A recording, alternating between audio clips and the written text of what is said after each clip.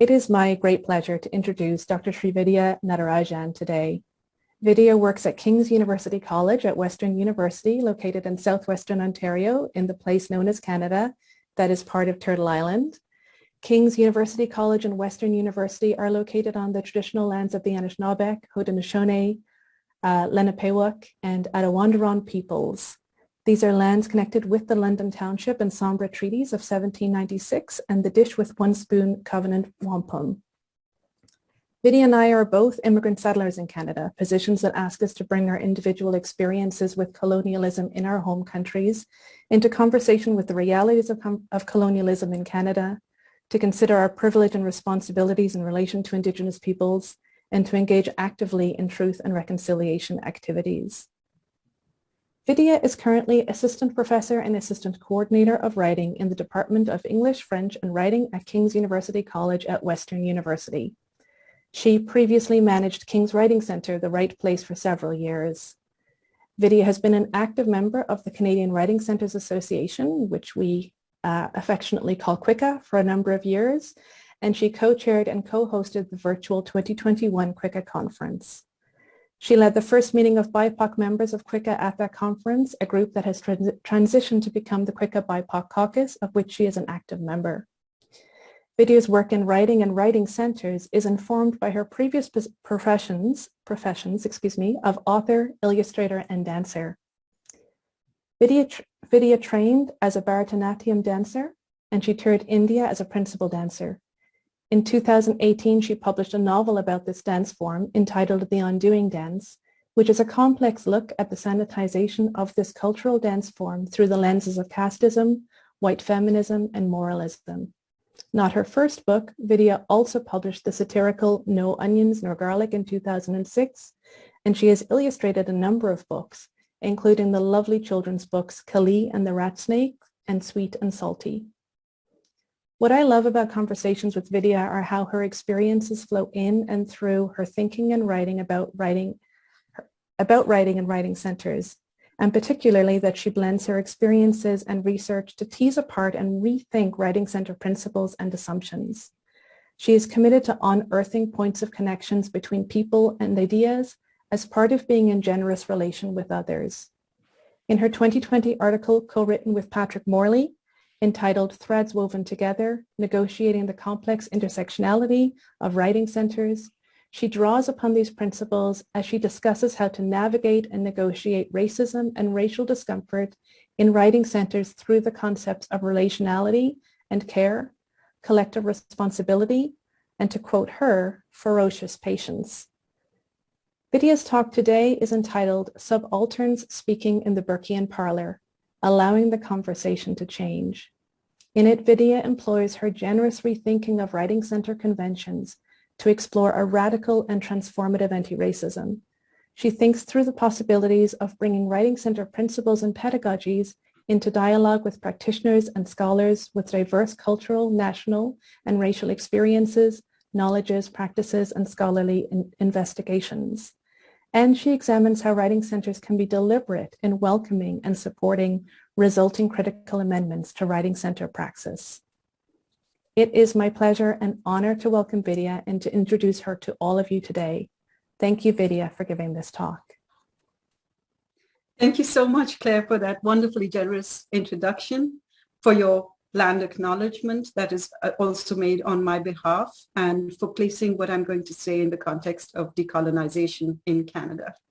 I also want to thank Georgianne, Sherry, and all the organizers at IWCA for inviting me to speak today.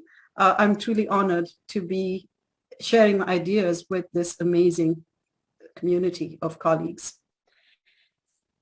As Claire said, my talk is titled Subalterns Speaking in the Burkean Parlour, Allowing the Conversation to Change.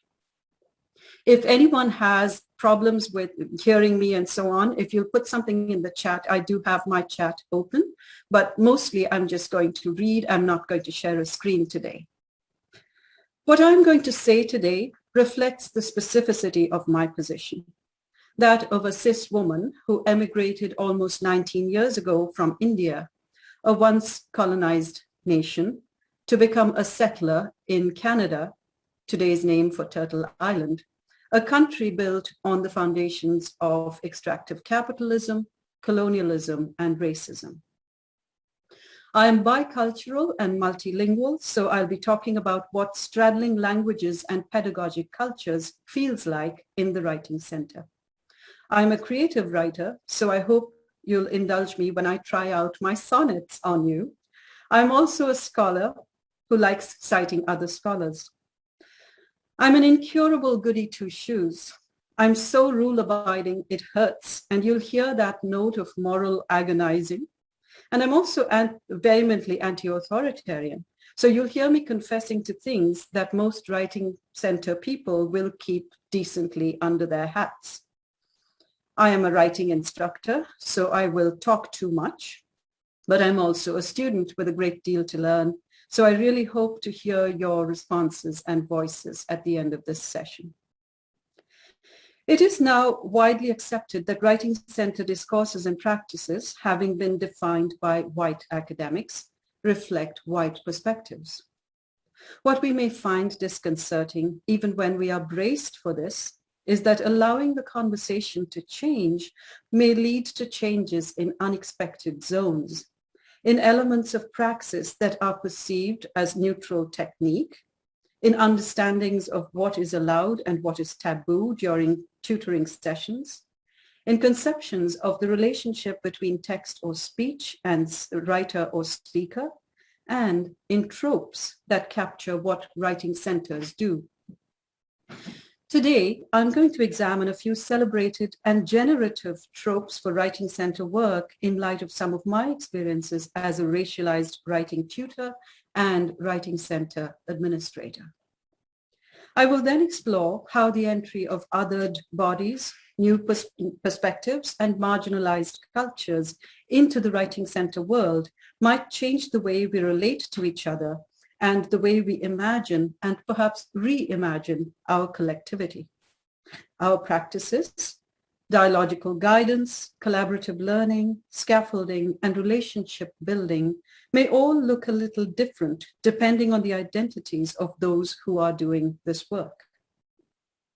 While I speak as a racialized cis woman, I hope, without presuming identical experiences, that what I say will prove resonant for other equity-seeking denizens of the writing center world, with whom I stand in solidarity, writers and consultants who identify as Black, Indigenous, racialized, queer, trans, or as having a disability, and those who want to support equity work in this domain.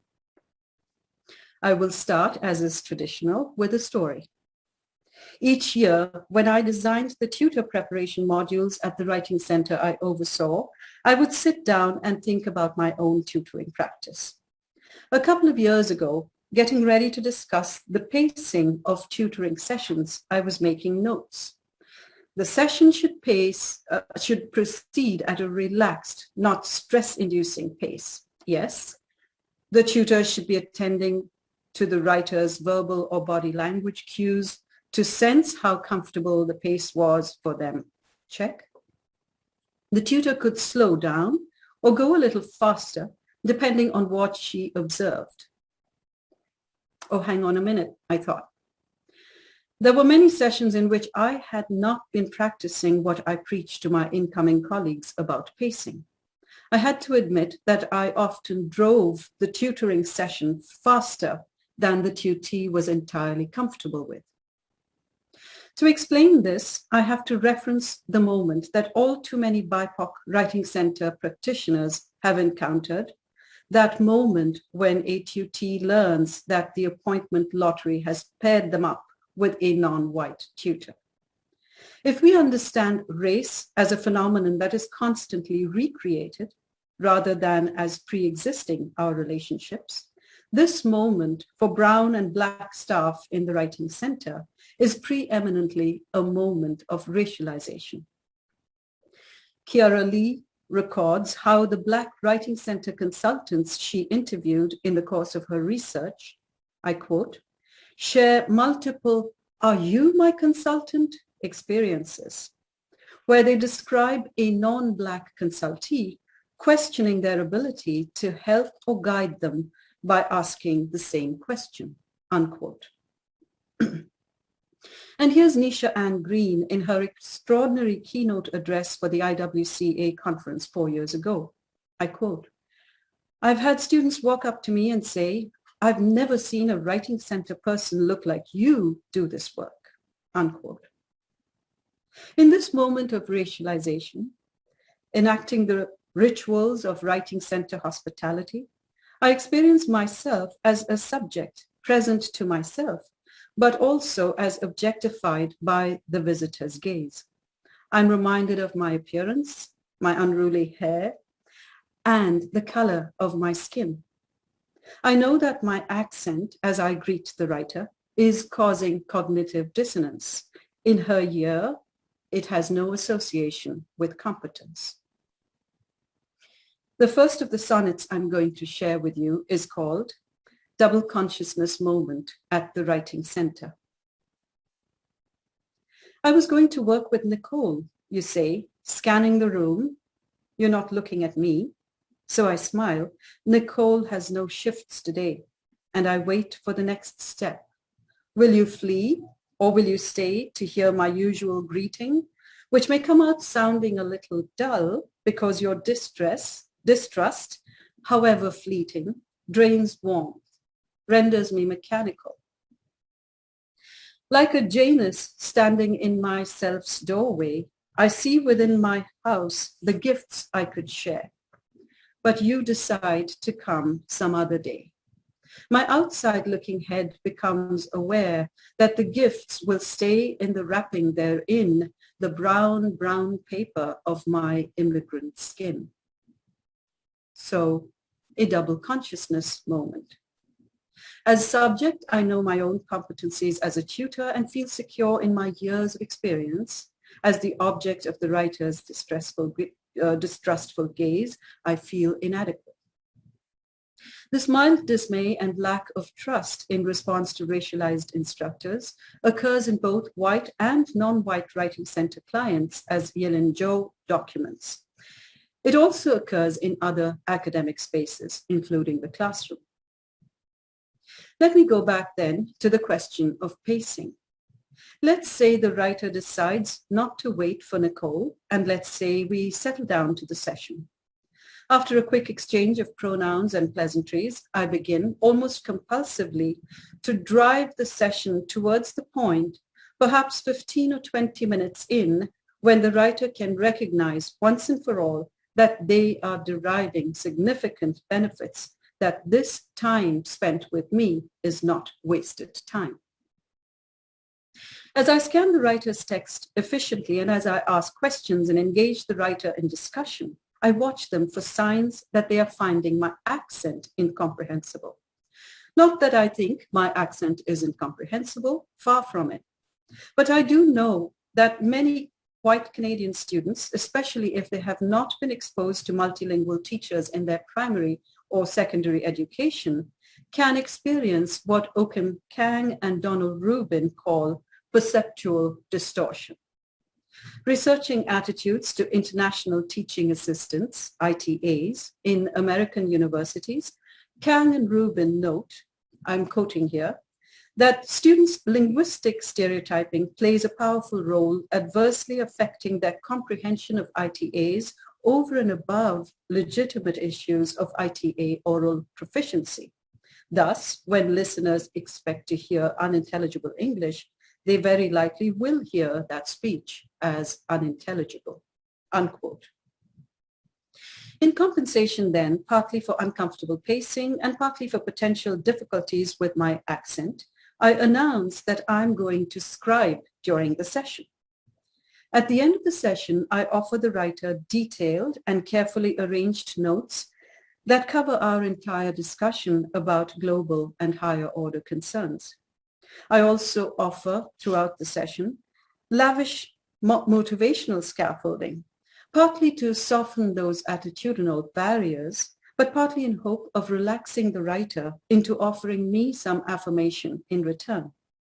There is a good deal of talk in Writing Center scholarship about feedback to the writer, but not much on how identity can affect feedback from the writer to the tutor. I use Andrea Lunsford's beautifully crafted and germinal 1991 essay, Collaboration, Control, and the Idea of a Writing Center, as a text in my tutor instruction course. Lunsford identified 3 tropes to capture 3 stages of writing center history and praxis.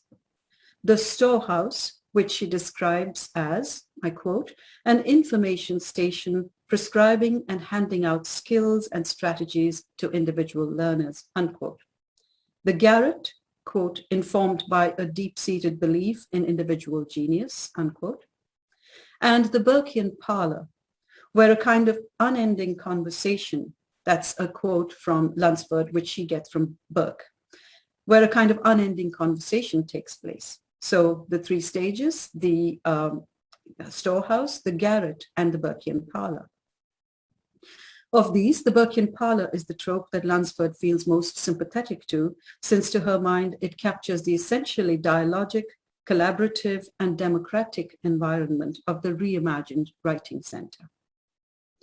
Let me pause a moment to consider this metaphor of the parlor. As the American philosopher of rhetoric Kenneth Burke uses it, the trope, read superficially, expresses a certain elasticity and seems to allow space for dialectic, for adaptation, for natural change as changes in social history bring new people into the space. Imagine, Burke says, in his book, The Philosophy of Literary Form, imagine, I'm quoting here, that you enter a parlor. You come late. When you arrive, others have long preceded you and they're engaged in a heated discussion, a discussion too heated for them to pause and tell you exactly what it is about. In fact, the discussion had already begun long before any of them got there, so that no one present is qualified to retrace for you all the steps that have gone before. You listen for a while until you decide that you have caught the tenor of the argument, then you put in your oar, unquote. But let's dig a little deeper. The parlor, etymological cousin to the French parler, to speak, was a feature of American domestic architecture. In its heyday, the 19th century, it was a space for receiving visitors, for formality, conversation, and music, an interestingly liminal space often presided over by women that showcased genteel taste in furniture, polite children, antiques, and artifacts brought back from travels. That maintenance of the parlor ethos required wealth as well as gentility is borne out by the charming description in Lillian Hart Tryon's nostalgic reverie on the parlor in her book of essays titled Speaking of Home. In her grandmother's time, she writes, parlors were, quote, stiff and stately rooms, unquote. But by the turn of the 19th century, America was, quote again, becoming a parlorless nation because of the accidental limitations of space and of service in modern life, unquote. By Burke's time, the parlor had been replaced architecturally, ideologically, and nomenclaturally by the sitting room and the living room. And one wonders why, except for that tip of the hat to the French verb, Burke invoked it in the middle of the 20th century. The 19th century parlor was preeminently a space where etiquette was not to be lightly breached. I imagine that it was a very white space, the kind of space where black or brown folk might have been permitted to enter only briefly, carrying the tea tray in silence. A place where white readers might have got together in the 1980s to discuss the historical acumen and the admirable prose style of Thomas Macaulay, who commanded an immense American audience. The same Macaulay who said in his famous minute of 1835, I quote, "The dialects commonly spoken among the natives of this part of India contain neither literary nor scientific information, and are moreover so poor and rude that it will not be easy to translate any valuable work into them.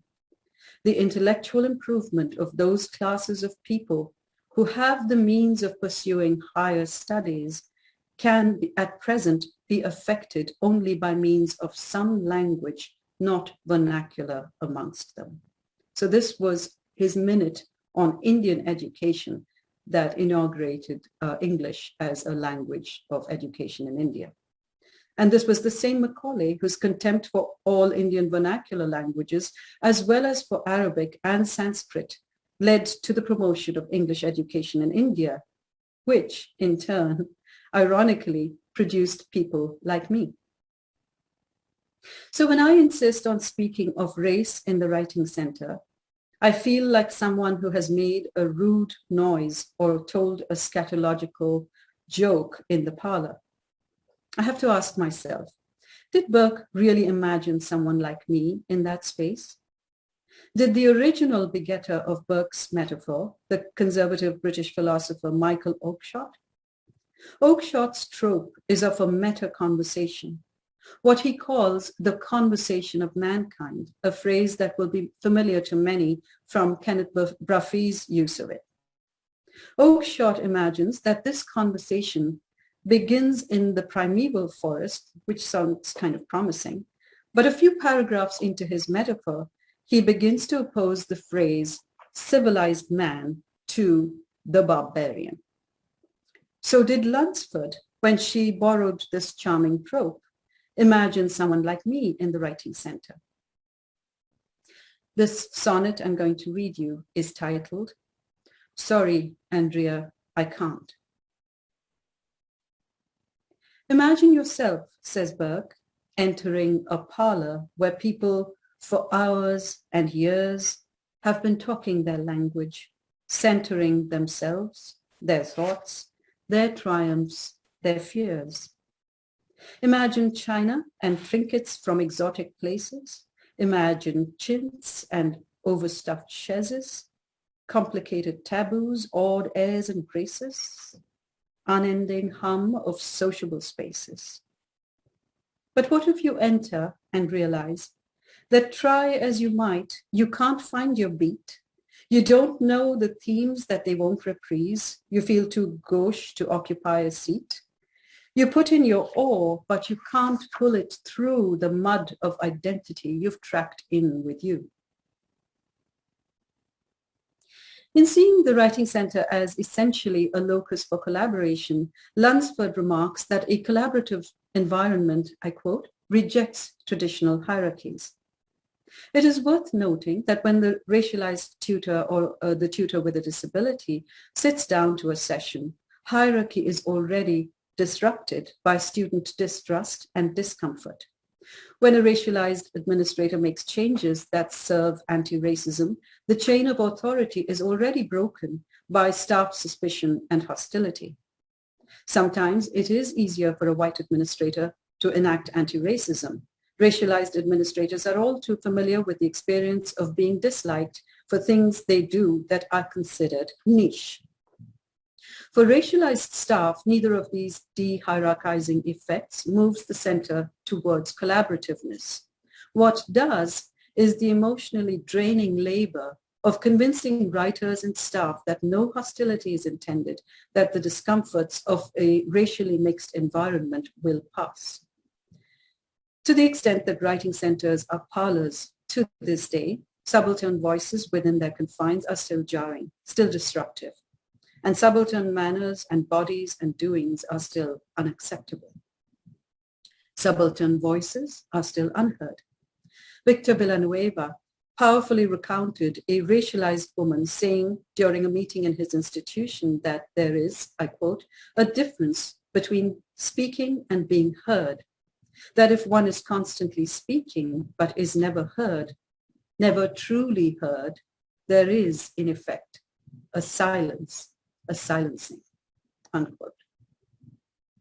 In a 2017 survey on diversity among writing center administrators, Sarah Wallace, Rebecca Day Babcock, and Karen Jackson found that nearly 97% were native speakers of English or native but bilingual, and only 1.6% were non-native speakers. 91.3% of the Writing Center administrators were white, 2.9 were black, 1.96 were Hispanic, 3.9 were multiracial, and only one of the 313 respondents identified as Asian. In short, the Writing Center has traditionally been a very white space, arising from and feeding into the conflation of whiteness with linguistic and pedagogic competence. Given this, though I have been thinking for quite a while about what Writing Center critical pedagogy might look like from my own point of view, I still hesitate to fold it into tutor preparation work at my own institution, partly because I'm not sure the Parlour is an ethos where what I have to say will be truly heard.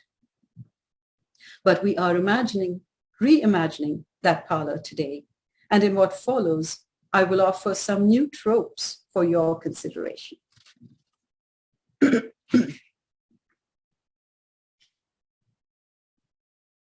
So here's the first of them. The Writing Center as a protest march. Writing centers, influenced by the brilliant work of Villanueva, Nancy Grimm, Geneva Smitherman, Suresh Kanagaraja, Asao Inoue, Vashon Ashanti Young, Romeo Garcia, and April Baker-Bell, have been in the vanguard of the academic movement towards acknowledging identity, and in particular, linguistic identity, as a key element in academic power relations.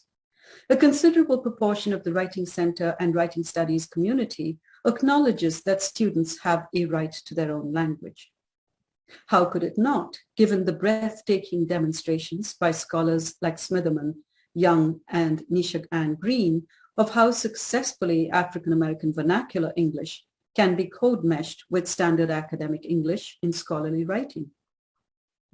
On the other hand, the disciplinary instructors who advise their students to make Writing Center visits have neither accepted nor even for the most part acknowledged this linguistic paradigm shift. So Writing Center staff and administrators know the feeling of being suspended between two kinds of expectations. They know how it feels to have two different kinds of practices that they have to perform. The kind that welcomes Black English vernaculars, or what is more complicated, global Englishes, in work submitted by students, and the kind, all too familiar in my own work life, that takes the monolingual, monocultural native speaker as the only acceptable linguistic model and sees language in static and synchronic rather than dynamic and diachronically fluid terms. What in the face of this can the Writing Center community do?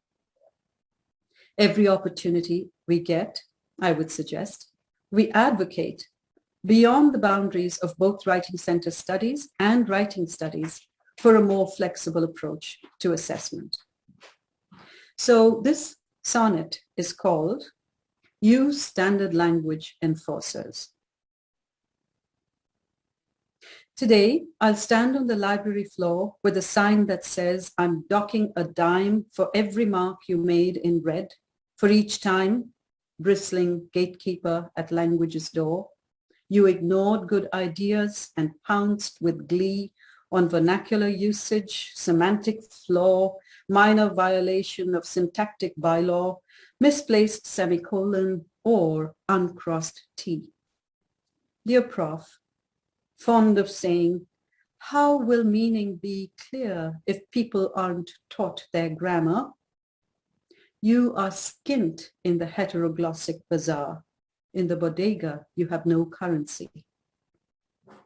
Today, I feel like a fight. I won't be keeping the peace. Hey, they should defund you, language police. The next trope I want to propose is the Writing Center as storehouse. Lunsford notes that her tropes are not arranged chronologically. The garret and the storehouse persist alongside the parlor. For beginner writers at university, the storehouse can function as a place for building academic literacies, and straightforward teaching works better than dialogic inquiry with some multilingual visiting students who are accustomed to this pedagogy in their home countries. Thus, when I scribe for an inexperienced writer, and especially in cases where I'm sure the writer's own language will not be welcomed by their instructor, I do more than merely transcribe the exact words in which they have responded to my question. Regardless of whether the writer is a native or a multilingual user of English, I take them with me into Lunsford's storehouse. I show them where they can find the stock of more formal phrases, of transitions that maintain register, and word choices that sit well with standard academic English, writing them or typing them into the student's text. The writer's metacognition could be mobilized if it is explained to them how these particular registers, usages, idioms, syntactical structures, and so on fit in with academic cultural norms in the North American context. Clearly, while not all sessions should be mere information sharing, my own distance from the conventions makes it one of the modes of tutoring I most frequently gravitate towards. I play the cultural informant, or the native informant, if you will, in all the rich irony of that phrase. This helps multilingual students, but as I said, it is also useful to L1 English users who are relative beginners in the world of academic writing. Here's an old trope coming back that I'm actually going to propose once again. You'll all recognize this one, the Writing Center as fix-it shop. During a Canadian Writing Centers Association, which I will shorten to QWICA from now on, during a QWICA BIPOC caucus discussion, some consultants and administrators wondered how it helps multilingual writers with whom they work to be told that writing centers encourage their unique code meshing abilities when their instructors expect conformity to normative academic discourse. In the Canadian context, therefore, where I do not see subject professors opening themselves to critiques of linguicism or linguistic racism anytime soon, I see the need for a double movement. An institution-facing one that advocates for multiple vernaculars, especially BEV, for global Englishes and for code meshing, and a writer-facing one that supports writers as they attempt to present documents that approximate to standard academic English or SAE. This puts me in mind of something else I do when I'm scribing during a tutoring session. I make editorial suggestions.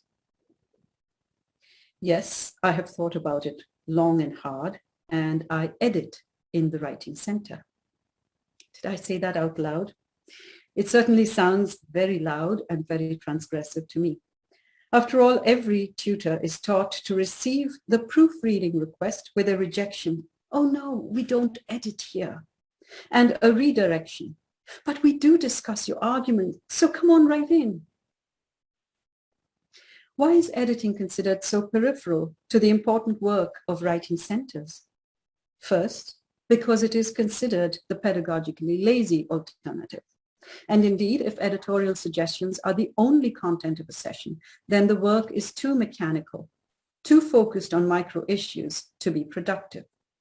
In my sessions with multilingual writers, any proofreading work I do is incidental and quick, like you need a parallel comma here. This noun needs a definite article, not an indefinite one, and so on. It happens in the interstices of the higher order discussions that writing centers privilege. Some of the work is pedagogic. Where I perceive patterns of error, I begin to teach the rule. I teach the rules until I perceive that the writer has reached the point of cognitive saturation. But where the error is random, where it is usage or idiom that dictates the correction rather than a teachable rule, and when we have crossed that point of fatigue, I simply suggest the correct spelling or punctuation or rephrasing. I know this benefits multilingual students in a practical way. Even with excellent ideas, they would have been penalized for non-standard usages and would have been marked down. Yet I have not gotten around to recommending this practice as a norm for tutors in my institution. This remains my little secret. So why does this feel like a confession, like a flirtation with the illicit? Let's focus on Lunsford's metaphor of the garret for a moment, the place of individual text production. The way we conceptualize the act of writing still retains element of the solitary figure fiercely pouring their self out in language. Strip the image of the romantic glow of lamplight and juxtapose it with the hoary writing center chestnut that tutors must allow writers to retain ownership of their texts. And what we have, I propose, is a model of text production within the framework of possessive individualism. This is the second and more important reason why we don't edit. I'm going to unpack this a little.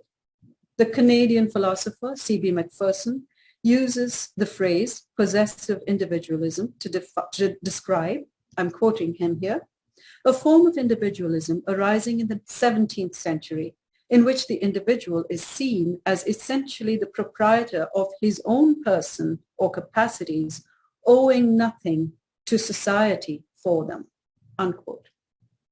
The attributes that the individual possesses include intelligence, cognitive capacities such as memory, the ability to process information, and such personality characteristics as desires and wants. Extending the concept of possessive individualism to the writing economy, I would argue that property in oneself is also property in one's text. The sovereign subject owns her words down to syntax and diction. The labor of the writer is her possession, insofar as she mixes it with language and cultivates her text, the text is hers. Insofar, the labor of the tutor is his possession. If he mixes some of his labor by proofreading or editing, for instance, with the writer's text, then embarrassingly and illicitly, a piece of the text becomes his. Universities are places where students cultivate their future earning power, and since competition is moralized in capitalist thinking, any intervention in that quotient of earning power, anything that equalizes advantage rather than heightens competition, becomes morally suspect. Thus, SAE, a form of linguistic expression already possessed by white middle-class writers, is rewarded, and a conception of ownership stands in the way of tutor intervention in the mechanics of writing. Thus, again, while we often feel the need to disavow the tutor's authority and to initiate a conscious sharing of power between tutor and writer, we continue to ignore, deflect, or redirect the most basic of the requests that many students make, as Lucy Musu, Juhi Kim, and others have pointed out, the request for proofreading. And this in the academic setting, where it is considered quite normal for scholars to have their work proofread by others prior to publication. Possessive individualism, in Macpherson's view, creates and sustains market relations. When we exhort tutors to never succumb to the temptation to pick up a pen and edit, never to suggest a word that did not emerge from the head of the writer, what we are afraid of disturbing is precisely this free market. Students are able to cash in on their language only as far as they have acquired skills and no further. Market relations define everything by exchange value. People are buyers, sellers, or cultivators of property. The last point is significant. John Locke, one of the political philosophers Macpherson passed, mooted the idea that people could own property insofar as they mixed their labor with it. In the case of land, for instance, Locke argued that since white settlers in North America had the means to make the land fruitful, they had the right to appropriate it for private ownership. Brenner Bhandar argues, being an owner, I'm quoting here, being an owner and having the capacity to appropriate have long been considered prerequisites for attaining the status of a proper subject of modern law, a fully individuated citizen subject, unquote. The moralizing of individual effort, the belief that we are helping the development of sovereign subjects with individual responsibility, allows us not to notice the hidden racism of this refusal to get involved in editing. But race and property, especially in colonial contexts, come into being as inextricably intertwined. Tracking the ways in which writing assessment tends to reproduce hegemonic values and white supremacy, and citing Lipsitz, Asau, in a way, remarks that, I quote, one might see a strong link between white supremacy and the primacy of exchange value in all markets, including the writing classroom, where the unit of exchange is grades and where grades are based on a white racial standard, unquote. I'm going to propose here my final trope for this paper, the writing center as theater. In writing center literature, there is the implication that if the tutor does not respect the writer's ownership of their text, they are liable to violate the writer's selfhood. From my own pedagogic background, which I share with many multilingual students who come to our universities from outside Canada and America, this model of the relationship between writer and text magnifies a contingent connection into an essential one. We are in that old garret again. The beginner writer's ownership of their text is heavily mediated by factors outside their control, often because they're not happy with the error-filled text they've produced, or because the text is on demand from an instructor, or because they're not writing in culturally familiar ways that actually express them. They are not invested in the text as fully formed sovereign subjects. For a pedagogy that takes this contingent nature of the relationship between writer and text into account, I will propose the trope of the writing center as theater. I'm proposing that we teach the performance of academic literacies without demanding deep belief in the values that such literacies piggyback on. To the extent that instructors in the North American context read student texts as emanations of fully formed selves, I'm even proposing teaching the performance of a self rather than the insistence that the writer, no matter what their cultural background is, present an authentic self that we can recognize qua self. Here's a simple example of how this would work in practice. In explaining the thesis to a multilingual student from China, I might say that one way of looking at its placement in Western writing culture is in terms of return on investment of time spent in research. If the writer gathers the main argument together, thread by thread, through the body of the essay, and presents the knotted tassel of ideas at the end of the essay, as many Chinese students tell me they are taught to do, the reader has to spend a great deal of time and a great deal of reading before they can arrive at the argument. When academic time is money and a great deal of reading is pragmatically focused and directed by defined purposes, the reader wants to know quickly, I say to the student, if an article is relevant to their limited purpose. If it is not, they want to stop reading. The idea of meandering through other people's writing for the sheer pleasure of it or for learning without a plan is considered wasteful or unprofessional. Hence, the placement of the thesis. The argument can be quickly accessed at the start of the essay, or better still, encapsulated in the abstract. There is no cultural superiority implied in placing the thesis at the start. Can you, I say to the student, while you are writing essays here in Canada, play this game of putting the thesis up front? If identity is important, then performance is empowering, since academic role-playing will sidestep the demand often made on students from other cultures, the demand that they accept the cultural inferiority of their past learning practices. At a more complex level than in the thesis example, writing center practitioners can help the writer and can actually themselves cultivate the kind of critical consciousness that Anis Bawashi and Stephanie Pelkowski and Romeo Garcia, among others, advocate for. If writers are ready for it, the Writing Center session can be a way station en route to the deeper awareness of the mechanisms of power in academic institutions and in their discursive practices, and an examination of how each of us could fit into or resist that framework. For racialized, multilingual, or disabled tutors, tutoring with this kind of critical consciousness, this ability to create an affordance for the critical consciousness of writers, this accompliceship in allowing writers their identities while at the same time supporting them in bringing their text closer to the demands of standard academic English may feel like the most natural pedagogic mode.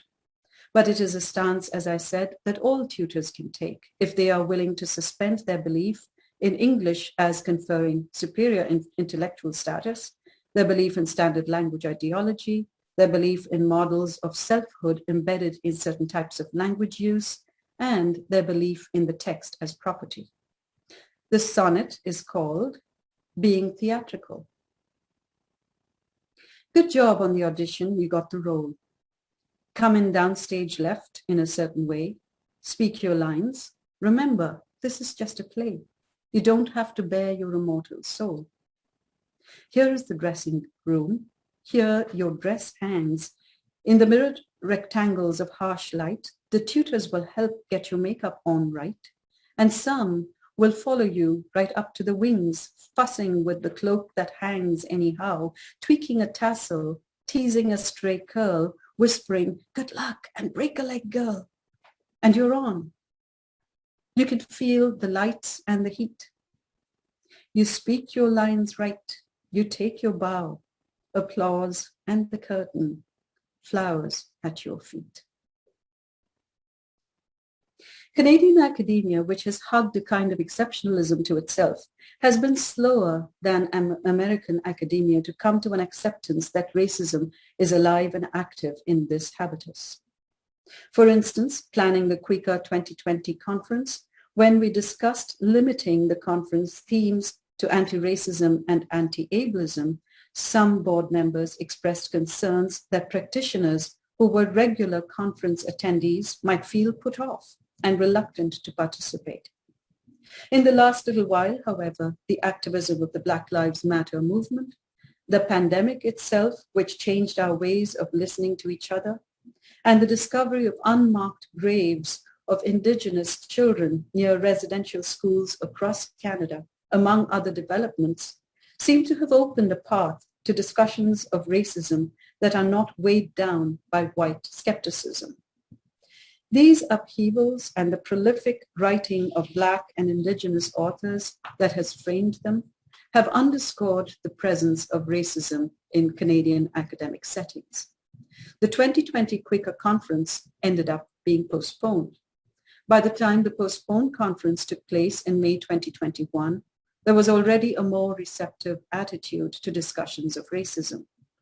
A broad consensus seemed to be reached in the Canadian Writing Center community about the importance of targeted hiring of BIPOC tutors and tutors with disabilities, and perhaps even BIPOC and disabled administrators.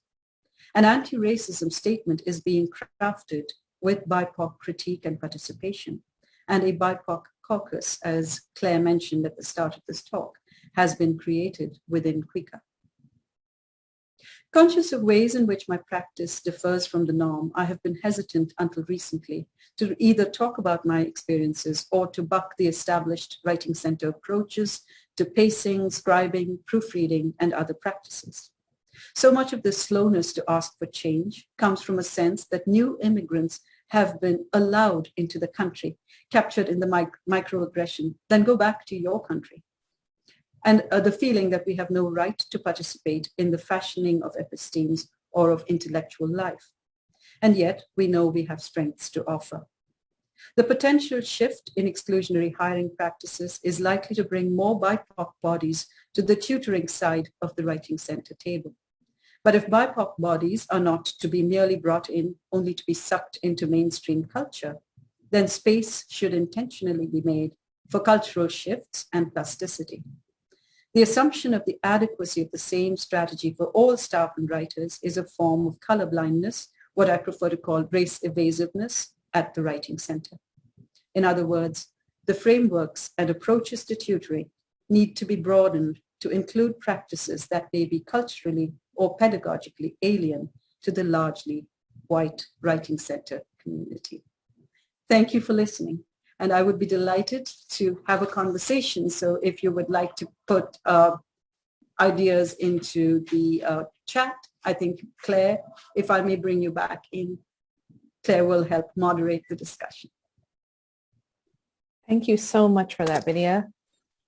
That was excellent, so thought-provoking, and the sonnets woven all the way through were beautiful and funny at the same time. So thank you so much for that. Thank you. I had fun with those sonnets. Yeah.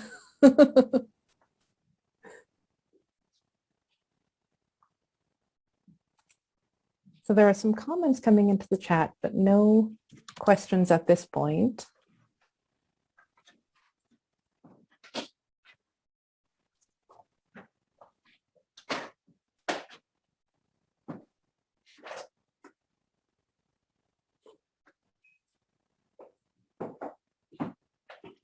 I'm looking at Hoover at the same time. So there is a question from Olive. I don't know if you can read it there, Vidya. Yes, she I says, can. Great. I'm just going to read aloud the question from Olive. Thank you, Claire. Olive says she's curious about my background as a dancer and asks how the body enters into my work. I have to say that I haven't reached the point where I'm fully ready to put together my background as a dancer with the idea of the body, partly because so much of the theorizing of the body is done in a very Western mode. And my training was in Indian classical dance, a form called Bharatanatyam.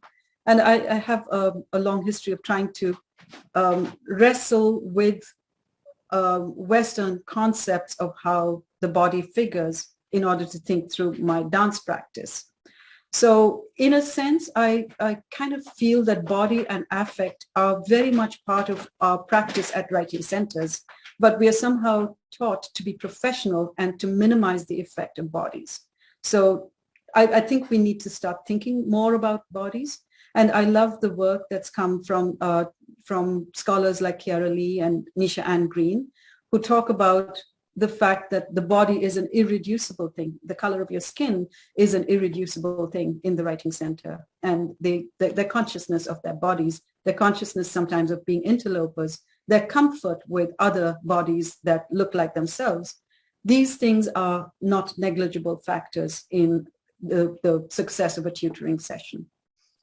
So, Olive, I don't have a good answer for you, but it's something I certainly am excited by the idea of thinking through. So it's on my list of things to do. Thank you for your question. Thanks, Olive. Nancy has a question too. She says she just attended a conference on plagiarism, and what you're talking about could be seen as plagiarism by some. Yes, thanks, Nancy. It's a really, plagiarism itself is a very interesting concept to me. The idea comes from the placing those very sharp boundaries around selfhood and the connection between self and text. So the idea that, if you fix somebody's comma or comma splice or, it suggests that they capitalize something might be considered plagiarism. This is a point that has been brought up by Muriel Harris, among other people, in Writing Center Discourse, analyzing why it seemed so important to look at higher order concerns rather than look at the detail of the mechanics. The argument has been put forward repeatedly that the fear was of being accused of plagiarism. I think it's time that we kind of got over that fear, to tell you the truth, and that we looked at plagiarism itself differently. I love the work of Rebecca Moore Howard and on the idea of plagiarism and patch writing and the kinds of cultural differences that you will perceive in the handling of text by other people. So I do get that this is a North American convention, but I think this is something, again, that needs thinking through in a more creative way, rather than, have the writing center community get stuck in a traditional definition of plagiarism.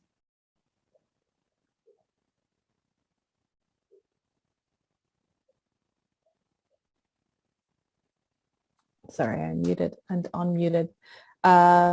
Thank you. Thanks for that question, Nancy.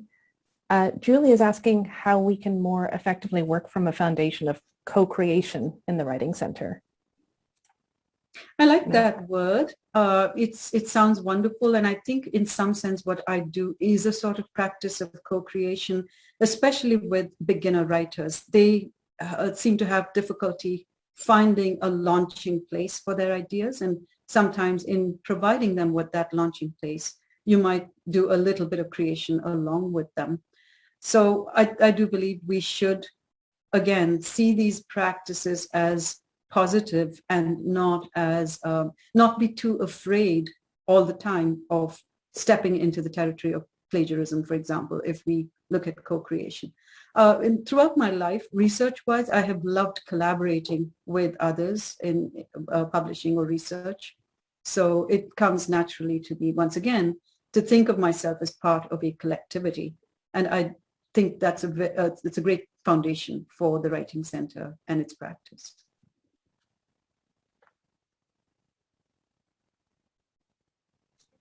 Just scrolling down.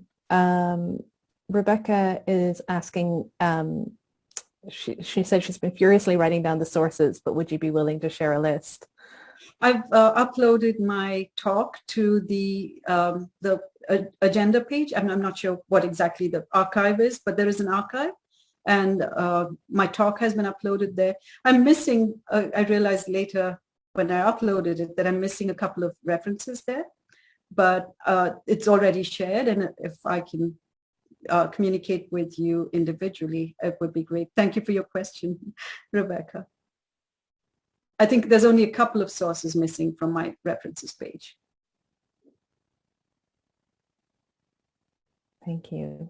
Vidya, do you... Julia, I think Julia had to leave for a moment. And yeah, I think, Julia, we were talking about fear and worrying about, the accusation of plagiarism if you go into co-creation, but also the very positive open co-creation that is collaborative writing, and how I treasure that as a personal experience with various people I've collaborated with, and how I think it's a great place for Writing Center work. I think it was Neil Lerner. I don't remember if it was Neil Lerner or someone else who has a really interesting article in the Writing Center Journal about the fact that there's so much in North American academia that forces you to produce individual work because of the way tenure works and so on, and the promotion process works, that we don't do enough collaboration.